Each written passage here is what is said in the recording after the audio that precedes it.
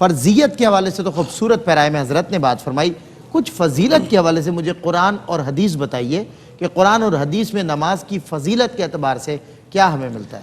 بسم اللہ الرحمن الرحیم، رب اشرح لی صدری ویسر لی امری واحلل عقدۃ من لسانی یفقہوا قولی۔ تمام اعمال میں سب سے زیادہ اہمیت نماز کی ہے، اور قرآن مجید فرقان حمید اور احادیث مبارکہ میں 700 سے زائد مرتبہ نماز کی تاکید آئی ہے۔ اللہ اکبر۔ جس نے نماز کو قائم کیا، نماز کی محافظت کی، اللہ تبارک و تعالیٰ کے ذمے میں آ گیا۔ نماز کی اس حد تک تاکید ہے کہ جو نماز نہ پڑھے اس کے لیے وعیدیں ذکر کی گئی ہیں۔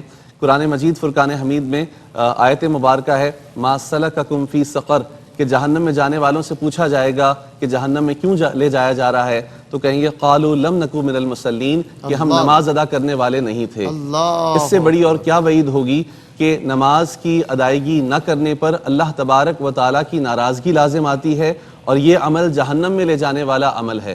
اور نبی کریم صلی اللہ تعالیٰ علیہ وآلہ وسلم نے فرمایا قیامت کے دن سب سے پہلے جس چیز کا سوال ہوگا وہ نماز ہوگی، اور جو اس سوال کے اندر قائم رہا باقی سوالوں میں بھی اس کے لیے آسانی ہوگی، اور جو اس سوال کا جواب نہ دے سکا اس کے لیے آگے آزمائشیں ہوں گی۔ تو نماز کو نور سے بھی تعبیر کیا گیا۔ نماز انسان کی ڈسپلن انسان کی زندگی میں لے کر آتی ہے۔ جو 5 وقتہ نماز پڑھتا ہے وہ طہارت کا بھی خیال رکھے گا، پاکیزہ بھی رہے گا، صاف ستھرا رہے گا، اور حضور علیہ الصلوۃ نے اس کی مثال ایسے بیان کی ہے کہ وہ گناہوں سے ایسے پاک ہو جاتا ہے جیسے کوئی 5 مرتبہ نہر کے اندر ڈوب جاتا ہو، نہاتا ہو اور صاف ہوتا ہو۔ تو ایسے ہی نماز پڑھنے والا ہے کہ اللہ تبارک و تعالیٰ اسے گناہوں سے پاک صاف کر دیتا ہے۔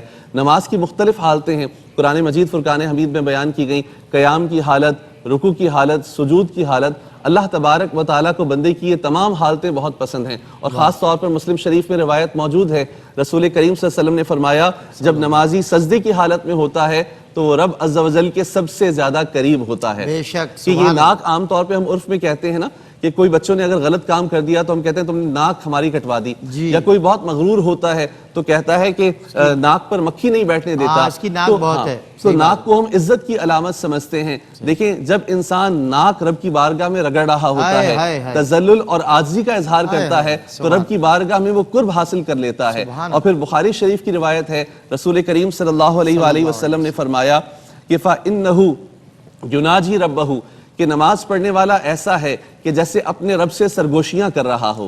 کتنی نصیبوں کی بات ہے، خوش نصیبی ہے کہ نماز کی حالت میں بندہ اپنے رب سے گفتگو کر رہا ہوتا ہے۔